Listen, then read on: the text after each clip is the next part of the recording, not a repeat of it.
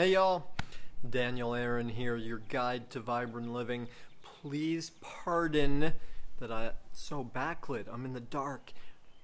Truthfully, I'm trying to go incognito, right? So nobody, it's like this, like going back to Watergate days where you're disguising my voice, my face. No, it's not like that. But here's the thing.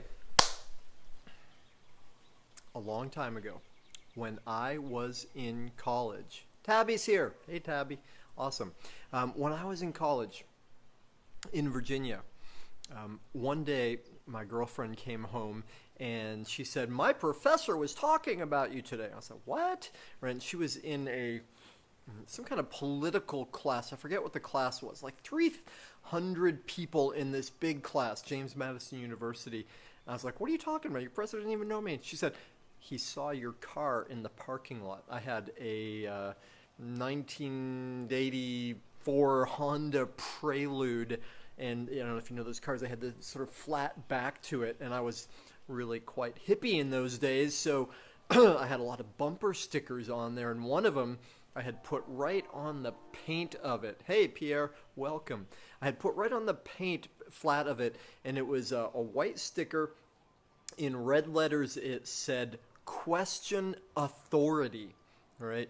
And he, political activist teacher, was saying, that's commitment, and that's what we need from the youth, to question authority.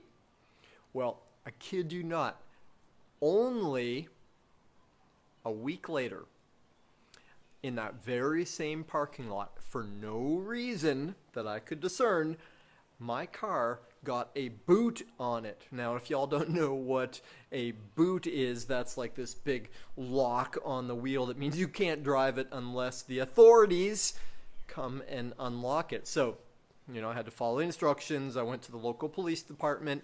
This is at a small country, redneck town in Virginia.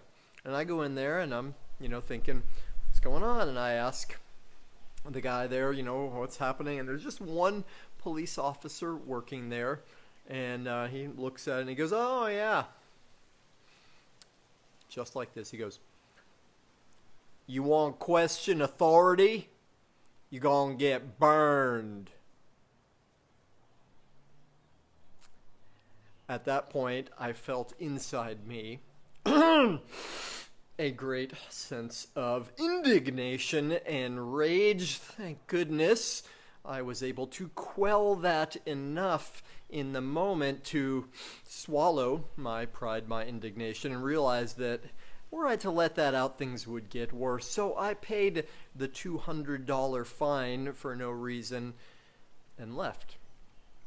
Now, recently, I have been less active on Facebook here because Facebook and YouTube have been censoring my content, right? And I'm not so politically active. I'm not doing what Brian Rose is doing. I'm just suggesting to folks to question authority. I'm suggesting to folks to think for themselves. I'm suggesting the possibility that everything we are hearing from the mainstream and from those we wish were taking care of us perhaps has other motivation. So, you won't hear me now telling you what to believe or suggesting anything about the current situation, because it's not worth it for me to get further censored and criticized. And yeah, there have been criticisms from other people too, suggesting that I'm undermining health. Now, personally, I'm a big fan of natural immunity, and even though that hashtag natural immunity has been also censored, I'll leave that to you. And here's my suggestion to you. Question authority.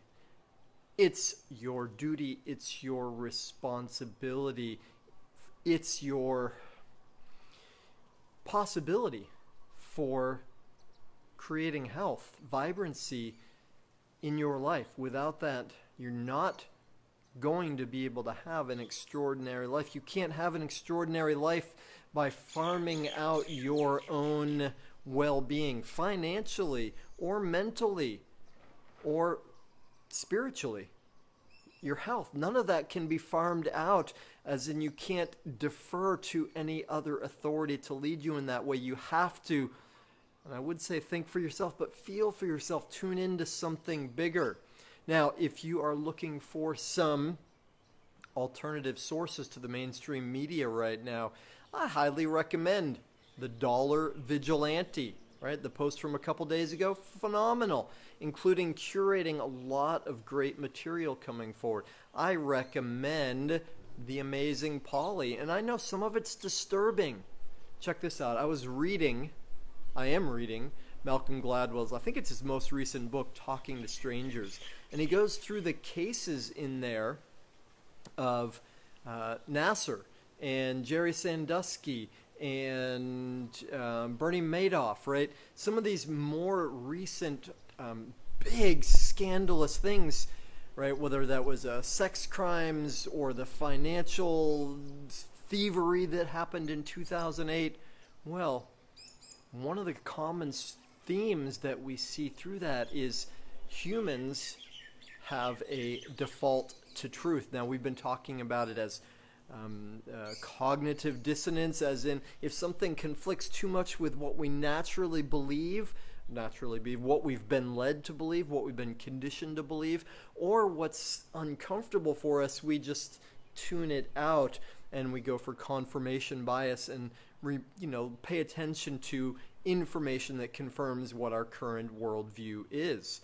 Well, defaulting to truth takes that to another level. What defaulting to truth means is we don't want to doubt. We don't want to. We're hardwired not to doubt.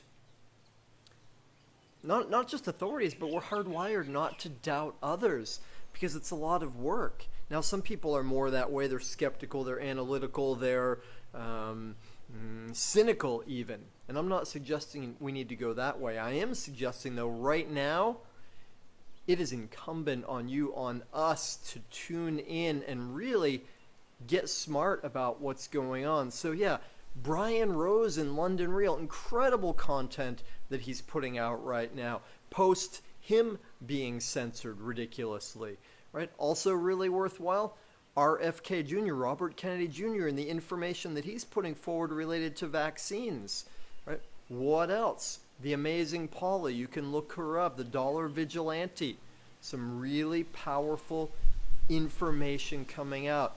Don't believe any of it. As I always say, believe nothing, entertain possibilities. And if you are committed to truth, right, and why not? Because your life depends on it, then doubt what you already know and look for things that are outside your normal way of looking at things. All right, y'all. I hope that's helpful. I hope it's interesting at the very least. May it be innocuous. And with that, in my dark, shadowy face behind me, the Valley Isle, the water of the Pacific, I wish to you much aloha.